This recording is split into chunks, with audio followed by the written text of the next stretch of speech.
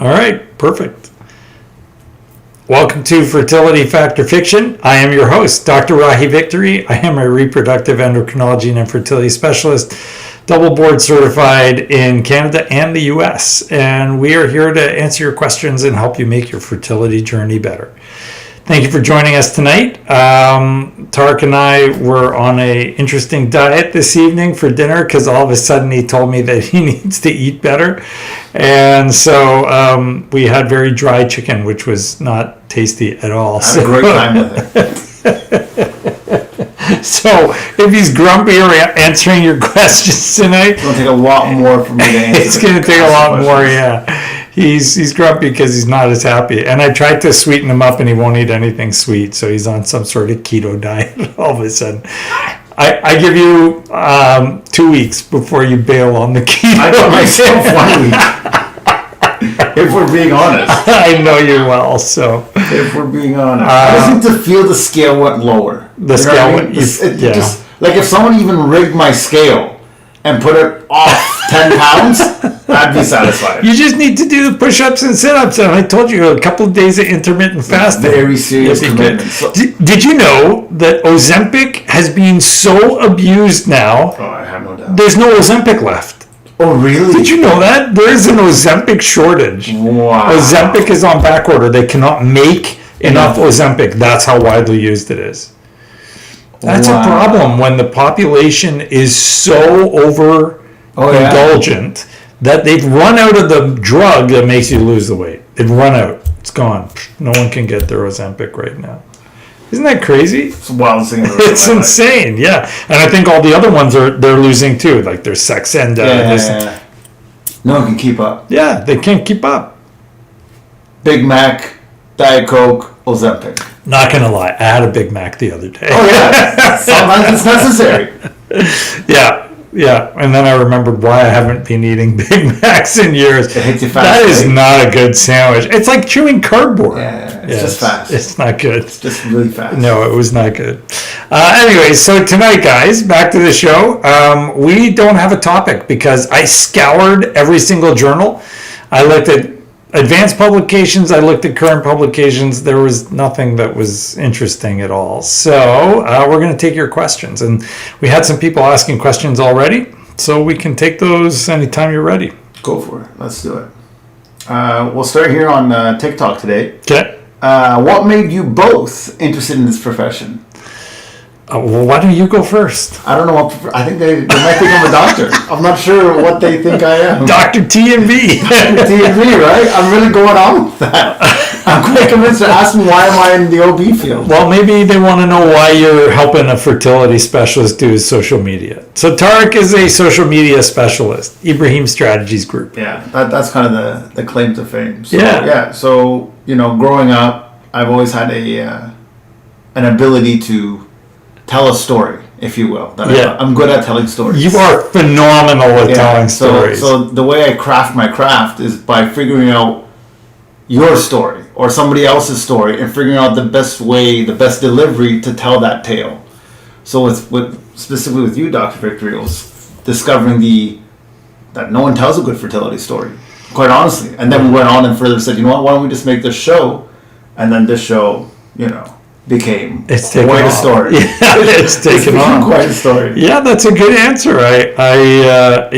For those of you who have never had the joy of listening to Tarek tell a story, it's completely captivating. Like, he can go on for 20 minutes and you just want to listen and find out what happened next. And he gives all these nuances and you feel like you're there. It's like he's weaving the spell while he talks. So his stories are amazing.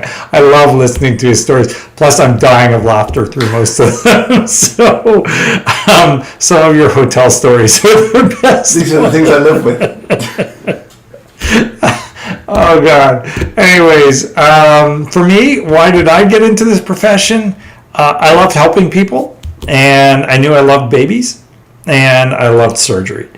And so this is an opportunity for me to do all of those things at the same time. I got to make babies. I got to do a lot of surgery, and the kind of surgery I like, which is laparoscopic, minimally invasive, hysteroscopic. And I got to help a ton of people, and we get amazing feedback. So because of that, it's been like a tremendous joy. And we just made a little video clip of a message someone sent to me online. Obviously, we're not using names, but it's just a really joyous, inspiring message of how we've affected their lives. And I include Tarek because without Tarek, we wouldn't be able to have the impact that we do on so many. But we get people from all over the world telling us they watched the show, they listened to what we said, and they got pregnant. And what could be better than that? Like, we're not in it for the money. We make $250 a month from this or something. Yeah. So believe me, it's not the money. We're doing it because we love helping people. And when we get to help people and hear someone across the world say, listening to your show helped us, that's more than any kind of financial reward I could ever ask for. So yeah, that's why I do what I do. You're the best doctor out there. I wish you all the best. Oh, that's super sweet. Thank you. We appreciate that. I really do. That's very nice. Does testosterone priming or therapy for 6 months or more thin the lining? Well, testosterone therapy shouldn't thin your lining because it's actually helping promote more estrogen. So you should get more estrogen. Although if you continue the testosterone through a cycle and past it, yes. But you shouldn't be on testosterone for 6 months. It's 2 weeks prior to your stim and through your stim, and then you stop it once the stim is complete. Now, we do frozen embryo transfers, so we certainly wouldn't have you on testosterone going into an embryo transfer, but I think that question is kind of confused because you should not be on testosterone for 6 months. That's an anabolic steroid. You're going to gain weight, get high blood pressure, lose hair, get acne, oily skin, potentially gain a ton of body fat when you want to be lean. Be careful with that one. I have suspected endo, positive BCL6 marker, and symptoms. My RE suggested 2 months of Lupron before a FET. Should I be doing 3 months? Well, Lupron alone for endo is useless, and that's been shown many times. You have to do Lupron and letrozole. Lupron alone won't help you. So that part is important. There is one study looking at 2 months. There's one study looking at 3 months. I do 3, but the study looking at 2 months showed a benefit as well, so that should be reasonable also. Hi, Dr. Victory. I was wondering if you would recommend a lap if my last transfer didn't work with Depot Lupron for my positive BCL6. So positive BCL6 is useless. I know people keep looking at Receptiva DX, which is what that is. But it's been proven to be a useless test. So I don't recommend people spend money on useless tests. So if you are symptomatic, you have painful periods, pain with intercourse, or just pelvic pain, chronic pelvic pain, then you need to consider that you may have endo. Even if you're asymptomatic, but you've failed multiple embryo transfers, it's worth considering. It's generally speaking very low risk. Not zero risk, but low risk. And in the right hands, it can mean the difference between success and failure. I find that my most satisfying, my most gratifying cases are the ones where I operate on them and they get pregnant right after, because that means that all I had to do is a small surgery. I had a patient like that today. Did a small surgery for her.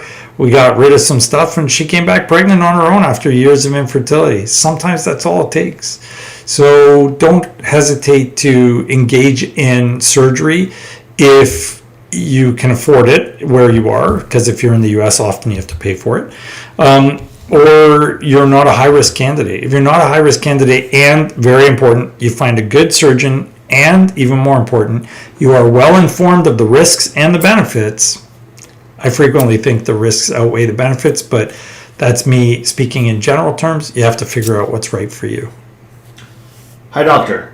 What are your thoughts on embryo reaching blast on day 6 or 7 instead of day 5?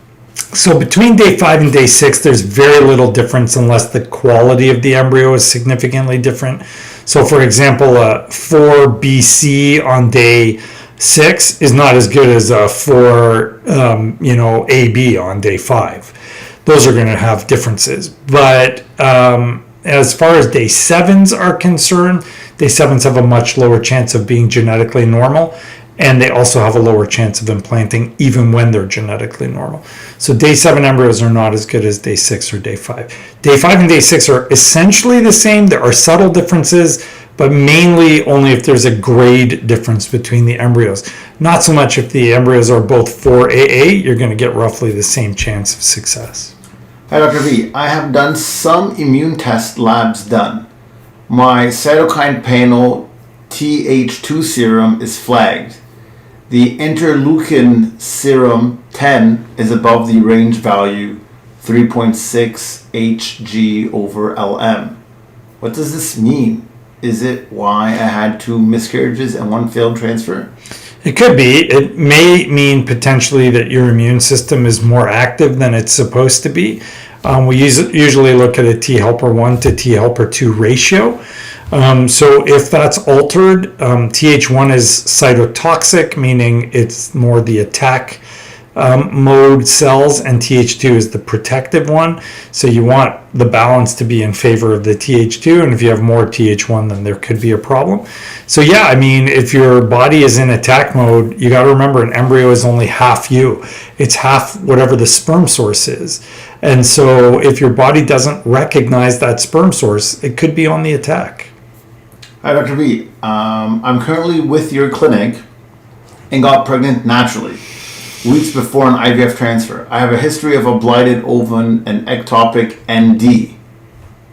I'm with your clinic and currently 5 weeks and 5 days pregnant, and my HCG only rose from 4,100 to 6,300 in 4 days.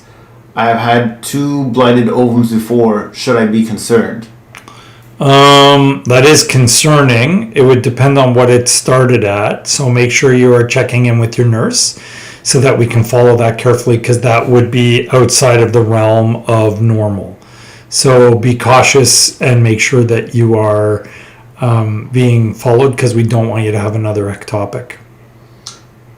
Hi, Dr. V&T. If you have HSV2, Yeah. do you need a special immune protocol for FET? If it's in your uterus, maybe, although mostly it's an antiviral protocol. But if you just have HSV2, no, not at all. There's no evidence that that compromises fertility. Is my daughter messaging you and you're not answering her? Because she's sending me messages on my watch. Well, as of this moment, if she did, she's very, very at the bottom of the list right now. We haven't reached that far down yet. All right. She has not been ignored conscientiously yet. All right. Excellent. Yeah. Fire away. We'll go to TikTok over here. Okay. If I had a pelvic inflammatory disease in 2012, Yeah.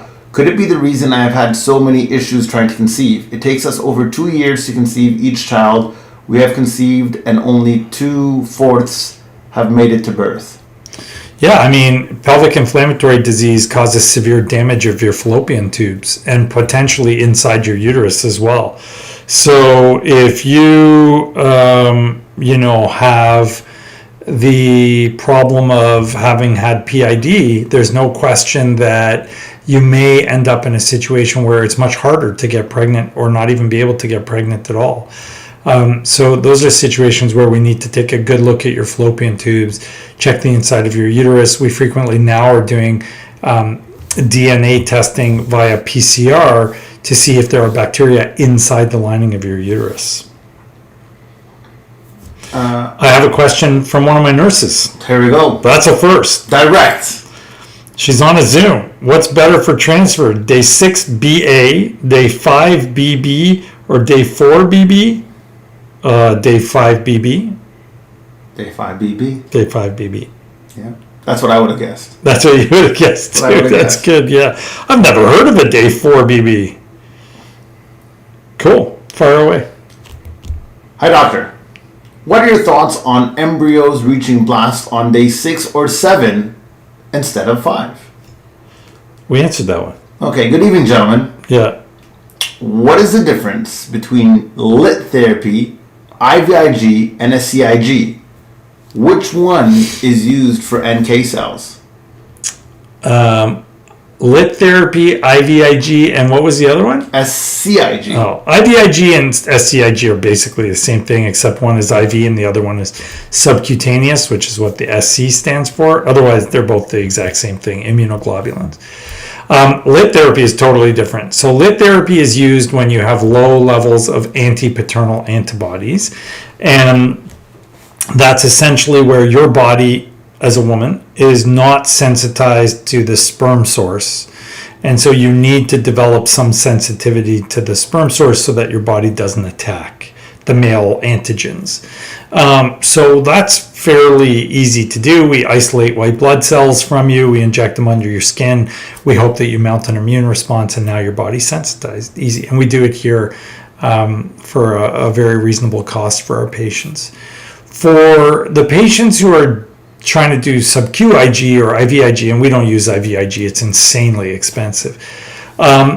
It's basically for people that have other immunological problems, one of which can be excessive, NK activity or cytotoxicity. So we don't use it a lot, but we do use it from time to time. You generally have to have failed several embryo transfers with all the other stuff we can do using euploid embryos before we'll jump into that whole sub-Q IG thing. So you're getting lots of likes on TikTok from your number one fan from Holland. Oh, hey. Hello. How are you, Soraya? You're a big fan from Holland. There you go. Hi, Soraya. Thank you for watching at 1 in the morning or 2 in the morning. That's crazy. Dedication. Yeah. It's wild the way people have been watching us from all over the world now. And it's all sorts of crazy hours. What levels are considered low that would require lit? Negative or marginal. So it depends on which company you're using. They each have their own scales. There's not like a specific number cut off because it depends on which test they're using. I can't just shoot out a number at you. Is having a higher BMI and PCOS really an indicator of not being able to conceive? Can be. High BMI can significantly reduce your chances, depending on how high it is, anywhere from like 30-40% reduction up to 80-90% reductions. PCOS can frequently translate into a lack of ovulation, and it doesn't matter what your BMI is or what the sperm quality is like. If you're not producing an egg, you're not going to get pregnant. So yes, both of those can translate into a much more difficult time getting pregnant. Doesn't mean you can't get pregnant, but it may mean that we need to help you and you may need to help yourself as well. A lot of love. I see them. A lot of love today. It's great. Mashallah. Mashallah. Here's a very interesting question. We've got this question before. Yep. How do you get an abortion at 16? Oh. Okay, so I create life. I don't end it. But there are abortion clinics all over the place, and you attend to the abortion clinic. So Windsor Regional Hospital has its own abortion clinic, and you go there, and you see the doctor there, and they give you your options and make sure you're safe, and you go through whichever process you want to go through. There are different options. So that's how you do it in Canada. In the U.S., no idea. I mean, especially now with the new laws, it's state by state, so you'd have to talk to your doctor and see what they can do for you. Hi, Dr. VNT. Is taking 200 milligram progesterone suppositories 3 times daily considered too much? 200 milligrams 3 times a day? Two 100 milligram progesterone suppositories 3 times a day. Yep. No, that's the minimum. That's what we use. Plus, we use injectable if you're doing IVF. So 203 times a day is the norm. It's not too much. What do you think of endometrial function test? Do you have a paper review video on it? We don't, but I'm not a believer in any of those tests because none of them have ever proven to be beneficial. So we don't do EFT. I think that one's from Yale. We definitely don't do the ERA test or endometrio. I think that's totally bogus. I like Emma-Analysis, but I use a better version of it, so I don't actually use Emma-Analysis, but the concept is good. ERA testing, ERA testing, useless, proven useless. And we don't do Receptiva either, because that's also been proven to be useless. So I avoid that stuff, but we, want to make sure everything's normal. There are better ways to do that than doing an EFT. Hi, Dr. V and T. Dr. V, are the chances of fetal CHDs higher in IVF pregnancies? Does ICSI increase the risk? And do you recommend fetal echocardiograms in IVF pregnancies? Thank you. So IVF in and of itself does not increase the risk of congenital heart defects. For those of you that didn't recognize CHD, that's what that stands for. So being born with a heart defect. ICSI increases the risk of all defects, not specifically heart, but all defects. But it's a 1 to 2% increase over baseline. So it's negligible. And no, we do not recommend to people that they get echocardiograms just because they have an IVF pregnancy. That question has been asked every week for the last several weeks. CHDs, right? Yeah. People keep saying, well, the echocardiogram. There must be a thing. There must be something out there. Some voodoo out there. No, there's some voodoo. Some TikTok voodoo, I'm telling you. That's funny because when we were in our old office, the girls actually got a voodoo doll of me. Danger. I made them work too hard. They would jump. No. Unacceptable. New rules. Thank God when we moved to this place, the voodoo doll disappeared. So. Thank God. Oh, yeah. Which has greatly relieved the pains I used to feel spontaneously. It doesn't seem surprising. Yeah, so the voodoo doll is gone. They actually had brought it from like Haiti or something like that. Someone had actually made the real deal. They had actually made a voodoo doll of me, and then Mara had it, and she would jab the little pins in it. You gotta be careful with that kind of stuff. You never know. I know. There are some superstitious people out there. Oh, I'm telling you, man. Black magic's got a whole following. I was worried. You should be. Here's an interesting question. Yeah. If I lower my BMI. Yeah. From 28, 29 to the normal range. This is something Tara can identify with. Yeah, this is exactly where I'm at in my life, 100%. Yeah. Would this make a significant difference for FET success? 28 to 26? From 28, 29-ish to a normal range. Yeah. 25 is normal, right? Yeah, 28, you're at like a 30% decrease. So if you get into the normal range, you've bumped up your success by 30%. I'm probably right in that number, not 28, 29. I'd bet. You're not. You are not in a BMI of 20. You are not. Listen. I'm borderline 30. No, not. There's no way. I don't want to find out. Can't handle it. I would be shocked if you were more than 26. You're tempting me to look it up. But I gotta focus. There's too many things moving here. I can't step away from these windows. Yeah, don't be messing with the windows. One thing freezes on me, it's over. All the questions are gone, comments are gone. Let's not do that. And I'm public enemy number one. Yeah. The fertility world will kill me. Okay, hi doctor.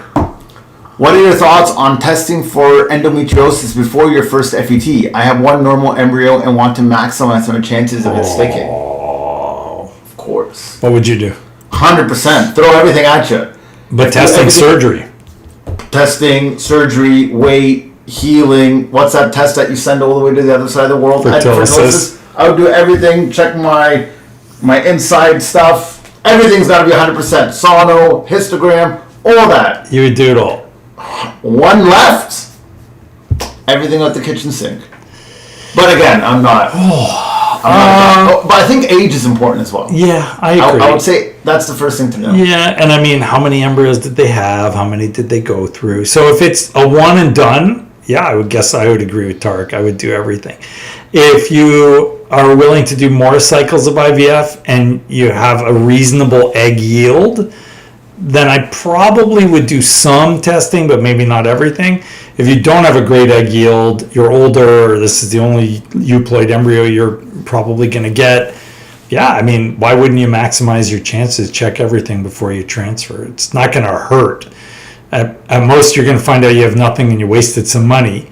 At best, you're going to find out you had something you needed to treat before you transferred that embryo. So, yeah, I think it's logical to test when there's only one. And I do talk to my patients about available options when they have only one embryo. You know, an idea dawned upon me. Yeah. That what if one day, hypothetical situation Okay. that I attempt Yeah. first jab at the questions. We do that every once in a while. The whole show. Oh, the whole show. The whole show. I'm answering all the questions. I think I will get sued for malpractice. But we have a even if it's you. This isn't medical. This isn't. We're legally safe. There's a disclaimer. There's no disclaimer. That's gonna. I was saying, I am not a doctor, but I've studied under the apprenticeship. At Dr. Victory, Yeah. just by listening on. Just by listening, Yeah, I don't know how I feel about that. you could be in the room. Let's do a poll. No. We got to pop up a poll, and we'll see what people say for that. I think That's this is hilarious. just because if you're actually gone next week, this would be my time to shine. There you go. You want to run the show by yourself. Yeah, just T, Dr. T. It's already established. We're not going to call it Fertility Factor. Actually, we're going to call it Fertility Factor Fiction Ask Tarek Edition. Yeah. Everything's on the table. Everything's on the table. All right. Okay, back to the. We got some TikTok ones too. Yeah, people are also laughing. They thought it was comical. No, there were questions up there. Yeah, I'm struggling to go left and right. Oh, some people are not disagreeing with my theory. Some people say maybe he could do it. That's why I was asking how I am. I'm great. I'm laughing with my best friend. What could be better than this? Yeah. What's the purpose of letrozole with Lupron? Suppression of your estrogen level so that it prevents growth or activity or inflammatory response of endometriosis. For what it's worth, I didn't know the exact. I just know that's something you take during infertility. There you go. Now you know. Now you're better prepared for next week. Throw me at that. Okay, hi, Dr. Victory. Is it okay to start sex enda to lose some weight while trying to conceive and then stop if I get pregnant, or is this a bad idea? No, you got to be off of that stuff for 6 to 8 weeks before you conceive. Nobody knows what the effects are, but they're not thought to be good. So, for example, with the other GLP-1, which is, what did I just say? I've forgotten. I'm blanking on the name now. What's the big... Ozempic. With Ozempic, you need to be off of it for 6 to 8 weeks. So I would avoid all of that stuff. You know, I just read a question. Yeah. And I think one time we talked about this behind closed doors. Okay. I'm going to throw the question at you now formally in front of the world. Okay. And just remind me if we talked about this before. Yeah. Do you think castor oil in the buttly button has the benefits to fertility? Like castor oil packs. Yeah. So someone that I greatly respect believes that they do. I don't understand how it works. It literally doesn't make any biological sense to me. So I've never seen evidence for it, but having said that, I haven't looked it up.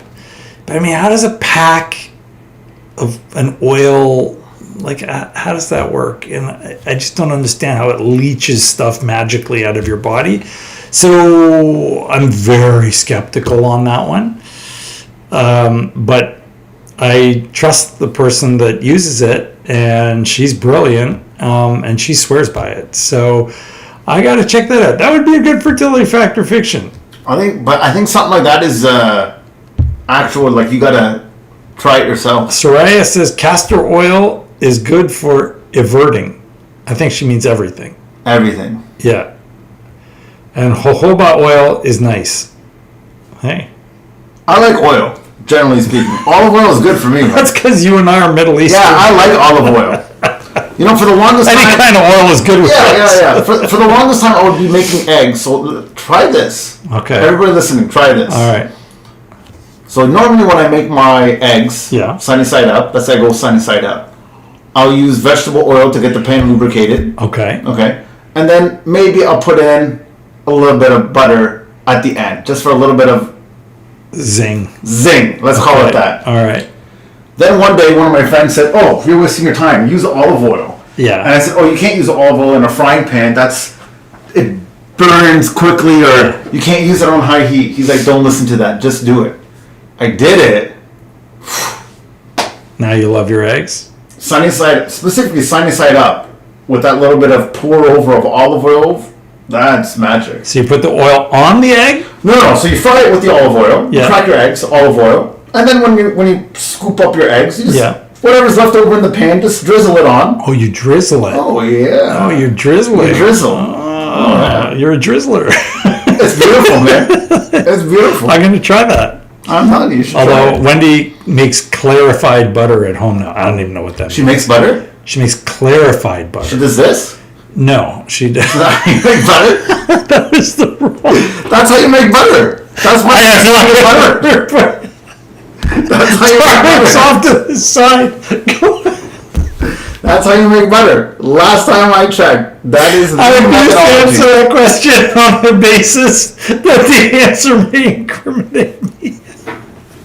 All right. I'll never share any of my recipes again. Last time. No, I don't know what clarified butter is, but it has nothing. Yeah, they gotta mush it. They put it in a jar and mush it. I'm actually not joking. I don't even think I can finish this shit. That's how they do it. Oh, God. Oh, that was funny. Oh, I gotta get composed. Okay. Back to some questions. Someone asked something about hydrosalpinx. Yeah, I bet they did. Okay. At your clinic and on day 8 of stims, Yeah. bummed you won't be around for the retrieval. I'm going to ASRM, but don't worry, the amazing Dr. Pattinson is here and he can take care of you, and he's very good at doing egg retrievals. Oh, God, that was funny. What do you think are my odds are to conceive if I get my tubes removed due to my hydrosalpinx? Well, if it's tubes, your odd is 0 without IVF, but then it's actually double what it would have been had you not removed them if you were doing IVF. So in other words, if you have hydrosalpinx and both your tubes are removed and you're Just trying one to tube. just one To tube. clarify, just one tube. So it'll significantly improve your chances, because we know that, for example, with patients doing IVF, if they have a hydrosalpinx, it cuts your chances in half. So effectively, you're doubling your chances if you remove the hydrosalpinx. Were there any before that too? I thought we missed a couple. Yeah, there are. Oh, There are. I'm just trying to make sure I get them all.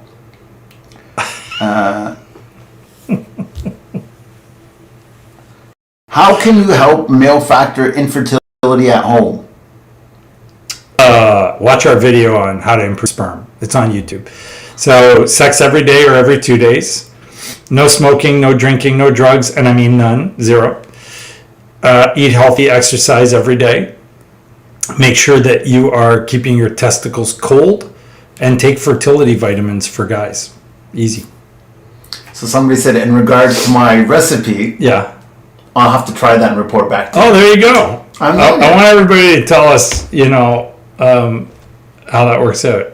I don't know if Taylor was the one you asked, but Yeah, Taylor was the one that had the question. can He I was the one. conceive naturally if I get one tube removed? No, if you only have one tube removed, you can still get pregnant. In fact, Taylor, one tube can pick up an egg even from the other side sometimes. So you're fine as long as you have one functional tube. But my bigger question would be, how functional is that tube if the other one has a hydrosalpinx? Because usually if one is damaged, the other one is too, even if it's open. They'll know when they go in to operate on you. Soraya wants to know if you're Turkish. No, I am not. But I love everything in Turkey. She says Turkish people make butter or oil, or butter or oil for themselves. If I knew how to make butter, I don't think. You're the one who told me. But from now on, I don't think I'll ever even attempt it. I don't think there's a way I could look at butter the same way. I'm just done with that whole aisle at the grocery store.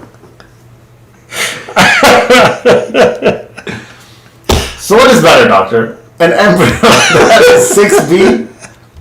Yeah, An embryo that is 6B, yeah. A, or 5BB, or 4BB? That's the one that Ali asked us. Different questionnaire. Different person. Same question. Is it day 6? Embryo that is 6B. Day 6 or just 6? 6BA. 6BA. 5BB. 5BB. 4BB. Well, if it's for transfer, a 6 is the best.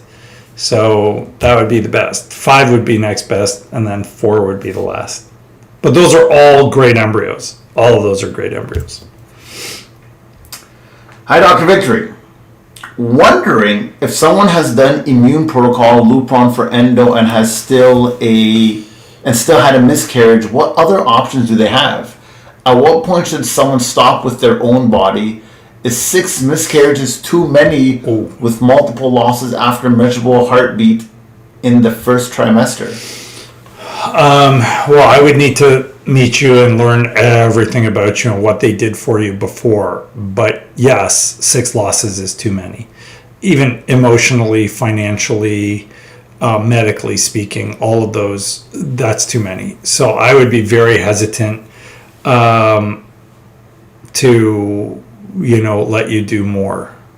Someone just wrote, "Get right with Jesus. He loves you and is coming soon." Why do they think I'm not right with Jesus? You're not right. I'm not right with Jesus? Really? Tell. I thought I was good with Jesus. No? No. I love my Lord. I thought I was good with Jesus. I'm sorry, user 515574325. Always a reputable username. 2154. Yeah. There you go. Yeah. There are many different opinions on how long prod should be taken post-transfer. Yeah. Clinic has just changed to 8 weeks max, even for adeno patients, due to research they've seen. Thoughts? Then they ask you, research? Yeah. So I would strongly disagree. And the main reason is that IVF patients have a higher risk of preterm labor. So their progesterone should be continued like you would for anybody that's previously experienced preterm labor, which is till 36 weeks. Anyone that wants to argue that, show me a paper that does not show that progesterone is beneficial in reducing the incidence of preterm labor, and show me also a paper that doesn't show that IVF patients are at a higher risk for preterm labor. It's just simple math. Like, this is 1 + 1 = 2. What is the reason for my husband to be prescribed Z-Pak prior to my frozen embryo transfer?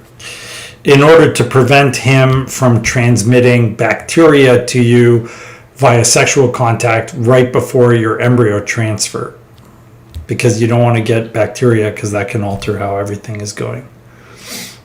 Hey both. Dr. V, I'm 33 weeks and I'm done being pregnant when it's safe to try natural things to induce labor. It's my first baby. Not at 33 weeks, it isn't. Minimum is 37 to get to term, and you should not be inducing labor till a minimum of 39 because it affects the baby's long-term IQ. So no one should be inducing labor before 39 weeks unless there's a medical indication to do so. At 33 weeks, I feel for you. It's uncomfortable. It's horrible. I get it. But you definitely can't be inducing labor now. Dr. Rahim I think that's is Dr. good, Rahim. and God love him, inshallah. I think that's me too. That's Yeah. Typo. Yeah. Can you be on baby aspirin and a high blood pressure med at the same time? Of course. Yeah. We have loads of patients. In fact, patients at risk for preeclampsia, or who, for example, those who have chronic high blood pressure, should be on baby aspirin and an antihypertensive. So yeah, for sure. 1 miscarriage at 6 weeks, multiple chemical pregnancies. I'm 43 and a half. Is there even a point to trying IVF with my own eggs, or should I just do donor? Great question. Depends on 1,000 factors, but mainly how many eggs you can produce. The main problem is that we have to see how many eggs you can make, because we know at 42, over 80% of your embryos will be genetically not normal. So you're going to need to make a lot of embryos just to find a few that are normal. So yeah, you're going to need to try for a bit. I would want extensive testing, your AMH level, your antral follicle count, all your hormones, your thyroid, your body mass index, your partner's sperm, And then we would look at like the whole picture, vitamins as well, and then give you an estimate of what to expect. Hello, Mr. T and Dr. V. That's us, the dream team. Daughter going through IVF, just had a polyp removed, report stated 435 cc. Does this make sense? The doctor state it was large, maybe natural pregnancy, probably not. Answer please, T. What? She had a polyp removed that was 435 cc's? That doesn't even make sense. Polyps aren't measured in cc's. CM? That'd be giant. Yeah, it'd be 4 meters. We need clarification. We need clarification. What is the purpose of taking metformin with PCOS? Told to continue taking it in 3 months. Stabilizes your insulin levels, prevents you from weight gain, helps keep the body homeostatic. There's one right before that too. Miscarried at 6 weeks. Is it because of Hashimoto's? Hashimoto's is definitely thought to increase your risk of miscarriage. There are many studies that show that an elevated level of thyroid dysfunction, especially where thyroid antibodies are concerned, in particular antithyroid peroxidase antibodies, that can significantly increase your risk. How much? Somewhere between 2 to 3 times normal background risk of miscarriage. Hi, Dr. VNT. Can laparoscopy improve chances of natural conception without Lupron for endometriosis? Absolutely. Proven in the Endocan study and multiple meta-analyses which have subsequently followed that laparoscopy does improve your chances if you have endometriosis, for sure. How long after a DNC can you have an IVF transfer, or how long after methotrexate? Methotrexate. A month or two after a DNC. Minimum 3 months for methotrexate to wash out of your system. Is it okay to have 3 DNC surgeries, or is it damaging? Risky. The more of them you have, the higher your risk of developing Asherman syndrome. So if possible, avoid, but make sure you talk to your doctor because there may be reasons why you need one therapy over another. In general, for anyone that has a miscarriage, you know what? That's a great video. That's something we should do. Management of a miscarriage. We'll pop that video out for you. Management of miscarriage has 3 potential options. You can do nothing and wait it out. You can do insemination. You can do misoprostol, which is a series of pills, and then you need an ultrasound 3 days later and possibly a second dose. Or you can do a DNC. Those are your 3 choices. My HCG level went from 101 to 9 DP5DT to 505, 12 DP5DT. Is this normal? Okay, what was the first 5 days? What was it? Went from 101. Yeah. Went from 101. Yeah. To 9. On what day? 5 DP, whatever. What was that? Yeah, 9 DP5DT to 5DT. 5 days after transfer, okay, to 505, 12 DP5DT. Oh, 9. So it was from 9 to 12? 9 to 12. Oh, yeah, that's a good rise, for sure. Yeah. Why do you think there isn't a company like Fertility in the US or Canada? There are. They charge 3 times as much. She followed up by saying, I get a little concerned sending it across the world. Nah, Fertility is actually a really good company. I really like working with them. They're so busy now, they're getting slower. That's their only problem, but they're great, and I love those guys. Does a history of anorexia impact fertility? Healthy now, but regular cycle of 35 to 45 days. No luck conceiving for almost 1 year. 35 to 45 is not regular. You're probably not ovulating if you're 35 to 45. And anorexia can create all sorts of havoc in your body, including thyroid dysfunction, ovarian antibodies. There's a lot of problems with anorexia, so make sure you get seen by a fertility specialist. Do you recommend Medrol before an FET? Yes. We start it 5 days before the FET. Hi, Dr. V. What's better for transfer? Day 6 BA? Day 5 B? Oh, yeah. We did that. Yeah. It showed up again. Hi, Dr. V. My first fresh transfer of 3 day 3s didn't implant. 3 day 3s. Okay. I'm 39 with DOR. What can I ask my doctor so I can rule out underlying issues? Well, first ask your doctor why they did day 3s, because that doesn't make any sense at 39. And then I would find out if you have immune problems, infectious problems, thrombophilia problems, problems with sperm integrity, DNA fragmentation indices. What's your BMI? What are your vitamin levels like? What's your iron like? What's your vitamin D like? Do you have any potential for endo, adeno? Like, there's a lot to look at. It's a full fertility evaluation. We're missing 8 billion questions on TikTok. Don't worry, I'll scroll up. It's going crazy. Like, there were 34 I saw people. it. That was mental. I got them right here. I know, but they're all running away. They're not running anywhere. You know what they gotta make sure they do? They gotta make sure they like. They gotta like. They gotta like. You gotta like for Soraya is doing a great job liking, and she's not even asking questions. She's just doing a wonderful job. She's just commenting on the sideline. She's just great. Yeah, she's great. We love Soraya. Here we go. Yeah. Do you require Yeah. to be under a certain BMI Yeah. before you help them with IUI, IVF, etc.? It depends on your age. So I've answered this last week and the week before as well. I'm scientific. The science says that if you're less than 38, that you have enough time, your ovaries are reasonable, you don't have diminished ovarian reserve, anything like that, that it is better for you to lose the weight because you will improve your chances. So then we tell you to try and lose the weight. If you're over 38, you have to be able to lose an enormous amount of weight to make a difference. So then we don't push people to lose the weight. There are certain people who come in who are going to be very compromised in their success rates. And they are also going to encounter a huge increase in their pregnancy risks.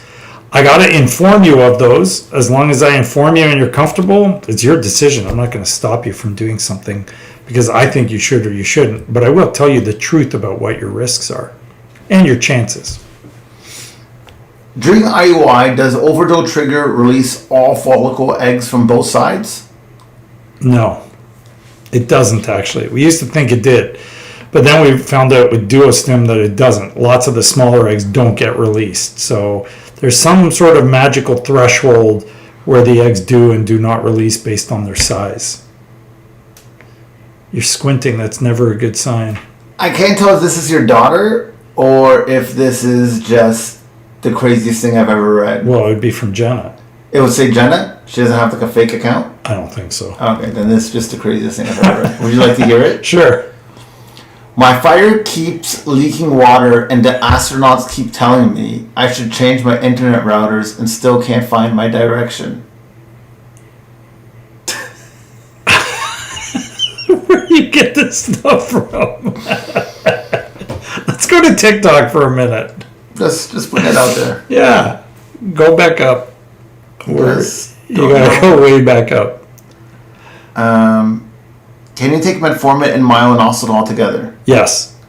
Miscarried at 6 weeks is it because we did Hashimoto's? Yeah. What is the purpose of taking metformin and PCOS? We did that one too. Is fasting glucose and A1C sufficient for GD screening? No, it used to be during the pandemic, but they made us go back to doing the formal OGT. So the endocrinologist went all ballistic and said, no, you need the OGT. So we went back to that, unfortunately. OGT. What is the best cycle day to check for too much estrogen hormonal imbalances in general?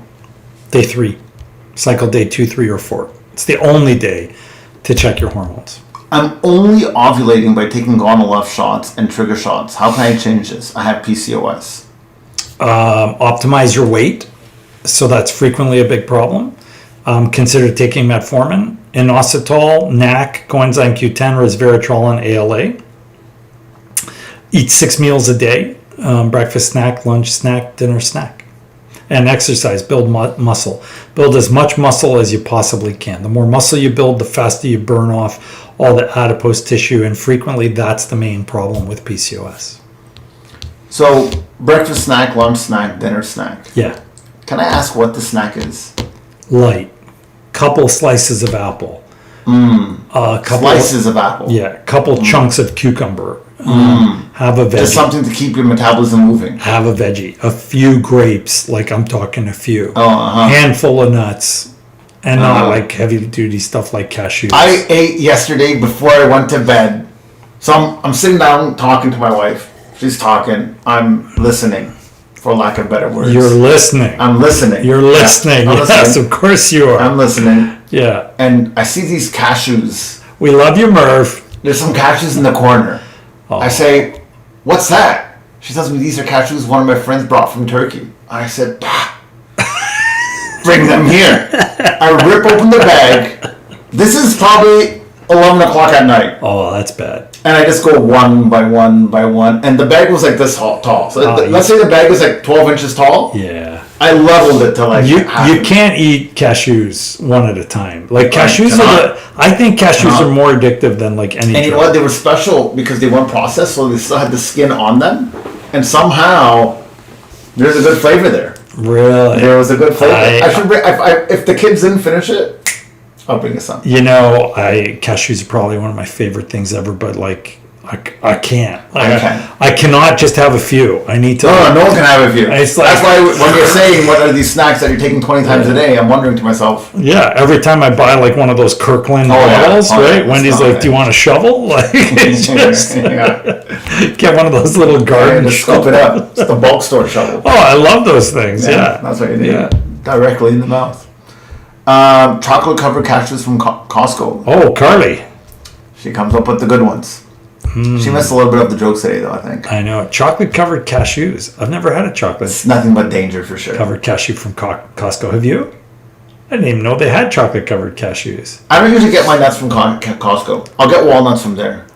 I go like to the little side stores, those little Carly, if you get some, bring them for me next time. I want to try one. There you go. How could it be bad? Yeah. Chocolate's always a winner. Yeah. I'll try Carly's chocolate covered When do you cashews. take letrozole with Lupron before an FET? 3 months. 3 months. There you go. Nice and easy. I was also prescribed a Z-Pack before my transfer. Could this have affected my unsuccessful FET? Not in a negative way to the best of our knowledge. It should either be useless or helpful. It should not be unhelpful. Although, the more we learn about the uterine microbiome, the more I wonder if unselected antibiotic administration could potentially, in some cases, cause harm. Let me give you an example. Let's say your uterus is full of several different types of bacteria, including the good one, but also some bad ones. And you take the Z-Pack, which only kills one population of bad ones, but then the other populations of bad ones are better at growing more quickly than the good bacteria are, and they were resistant to that particular antibiotic, you actually just made yourself worse. So that's not a good idea. So I'm not sure yet about whether or not we should be continuing antibiotics for everybody in untested patients. And most patients are untested. For fertility, is intermittent fasting safe? From 6:30 p.m. to 10 or 11 a.m. See, I told you, man, intermittent fasting. She's not even skipping lunch. I'm too big for that right now.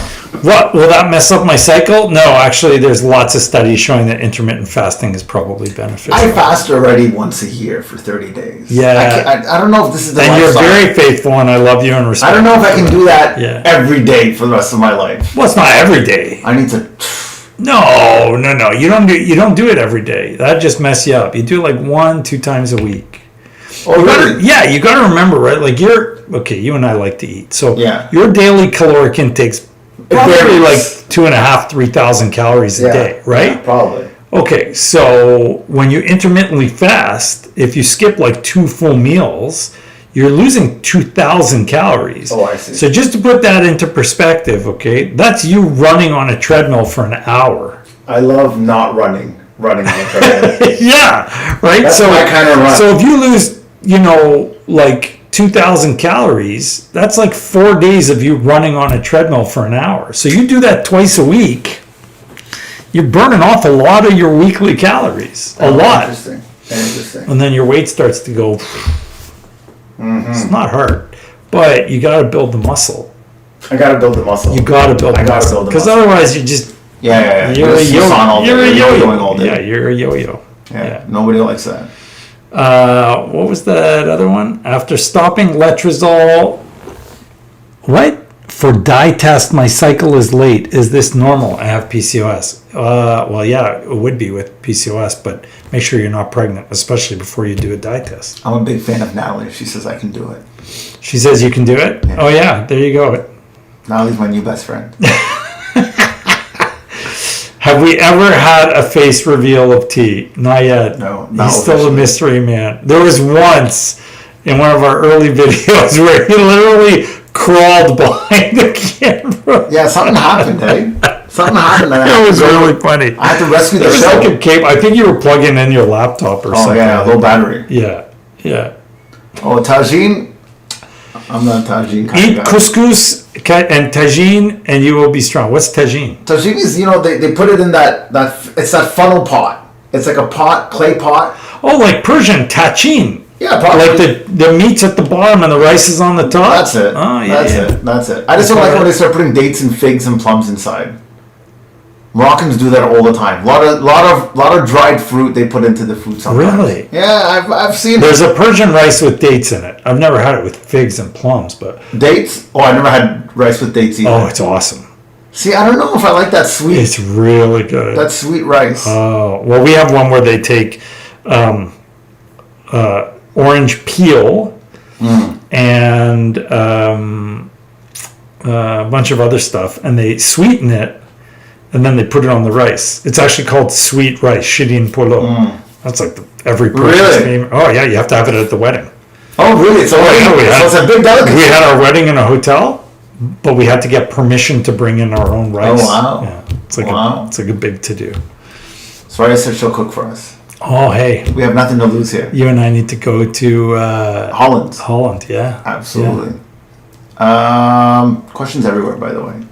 I If- apologize for everyone. There's just no way. At this There's no way we're getting to them all. If you have a lot of eggs, does that make your chance of IVF higher? Does that higher your chance of IVF? Yes. The more eggs you have, the higher your chance of IVF. Was it easy to become a doctor? In my opinion, it was not bad. It's not a Tarek repetitive. had no trouble at all. Walk right through. 5 years of undergraduate education in university, including 1 year I took off to go do research, also for other personal family reasons, because I had to help my sister out. Then 4 years of medical school with a baby who did not sleep. I love him dearly. He's a brilliant lawyer now, but he did not sleep. And then 5 years of residency, during which I didn't sleep. And we had 2 more wonderful kids. And then 3 years of fellowship, which was way, way easier, except I worked fellowship all day and then I would work all night in the hospital system here so I could provide for my family. And then years of practice. So in total, it was 17 years of training from university till I actually got out and started practicing on my own. No, it was not easy. But I have the most amazing wife, the most incredible mom and aunt, and a phenomenally supportive God. And between all of those, I managed. And my kids were amazing as well, and brought me immense joy and energy to keep doing what I was doing. But no, it is not easy to become a doctor. Yeah. What causes a blighted ovum miscarriage? Had testing done, and it was not chromosome. We don't know. Blighted ovums are really a black hole, and nobody knows what causes them. Yeah, we haven't figured it out yet. I was reading an article today that actually talked about the fact that the embryos that stall after the embryo's genetics actually take over the growth of the embryo. So up until probably day 3, it's the maternal genes that's actually driving the division and the growth of the embryo. But after day 3, it's actually the embryo's genes which are doing that. And they're saying that it's a problem with the embryo's genes. So it may just be that something is going wrong with that programming when it gets to embryo stage and that's resulting in it. I don't know. 9 o'clock. and 5 billion questions. First question from the one that's on my screen before. This is the 859 question. Okay, 859 question. Best cycle day to check for a hormonal imbalance, excess estrogen. Day 2, 3, or 4. We asked that one earlier. Oh, interesting. Medically speaking, in your opinion, Yeah, I'm listening. I'm not sure whose opinion this is referring to. Oh, yeah, okay, yours or mine, Yeah, yours or mine. Yep. What is the best choice for managing a miscarriage out of those 3? Oh, wow. Okay, so I'll leave this for you. yeah, this is more of a me than a you. Waiting naturally for your miscarriage to pass has emotional trauma and some potential physical side effects, because if it goes more than a month, you can get very, very dangerously sick from that. So you have to be careful. You don't want it to take too long. And then if you do start to miscarry, it's bloody and it's crampy and it can be kind of wretched. So I don't love doing that, but for some reason, for some people, it's a reasonable choice. Misoprostol given at a dose of 800 micrograms vaginally or orally has a 71% success rate for complete evacuation. And then if you still have retained tissue after 3 days, you take a second 800 microgram dose, and that brings you up to a total of 84%. The advantage, you avoid a lot of surgery. Patient satisfaction was high. The disadvantage, there was a small increase in the risk of needing blood transfusion, and it only works 84% of the time, which means 16% of you are going to suffer for 8 days and then still need a DNC at the end of it anyways. DNC is super easy. I can do one in under 3 minutes. We now do them in the office for some people that need it. And it is very safe in the right hands and in the right circumstances. But there are risks: anesthesia, bleeding, infection, and injury to anything inside you. And on top of that, there's a small risk of developing something called Asherman syndrome, where your uterus basically sticks together. Your uterus sticks together, you're not going to be getting pregnant easily, if at all. So you do need to do it cautiously and carefully. This person looks like they really want to get their question answered. Any advice getting an embryo transfer Thursday?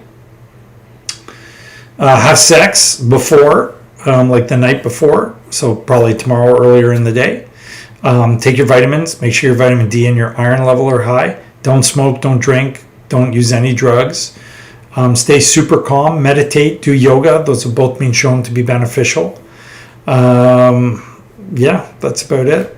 Go with the full bladder. Makes my job easier. Full bladder? Really?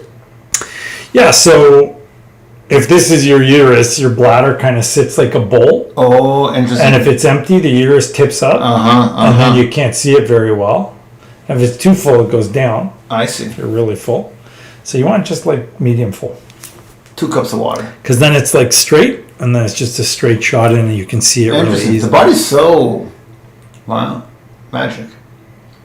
Well, not magic, but it's nice. I've been taking letrozole for 3 to 5 days, and I only took 2.5 milligrams for the first few days by accident. Sorry, say that again? Yeah. I thought you'd want me to say that again. I've been taking letrozole from day 3 to 5. Yeah. And I only took 2.5 milligrams for the first few days by accident. Okay.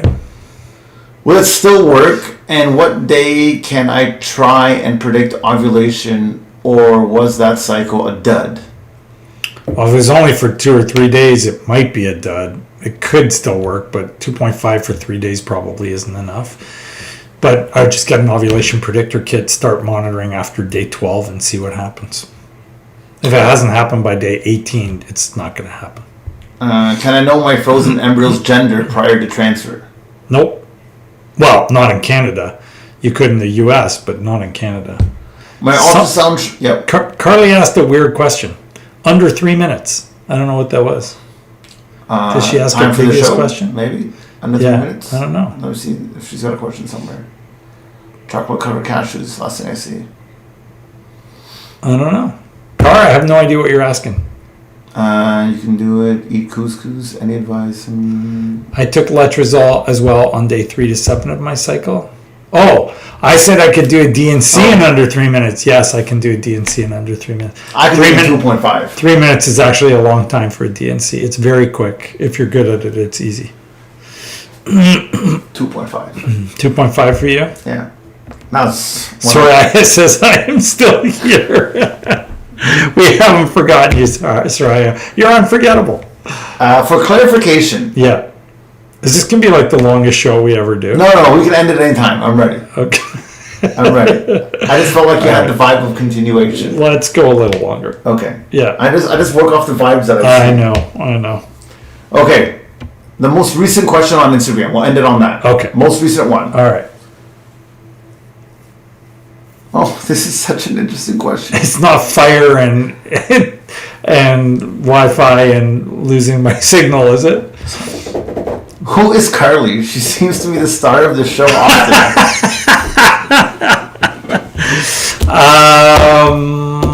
I don't even know how to answer that. Carly, how do you want us to answer? I think she's just an Who is active watcher Carly? that comments. Similar to Soraya, to be honest. We have some people Who are just that watch the regulars. show and give great comments. She's a regular. She's a regular. She's a regular. She There is you regular. go. Carly's a regular. There you go. There you go.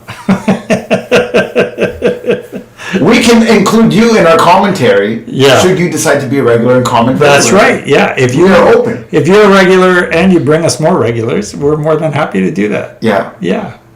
Poor Soraya. It's like 2 a.m. for her. Soraya, go to sleep. She's dedicated. Jen on TikTok, you are welcome for all the advice. My pleasure. We're done? All right.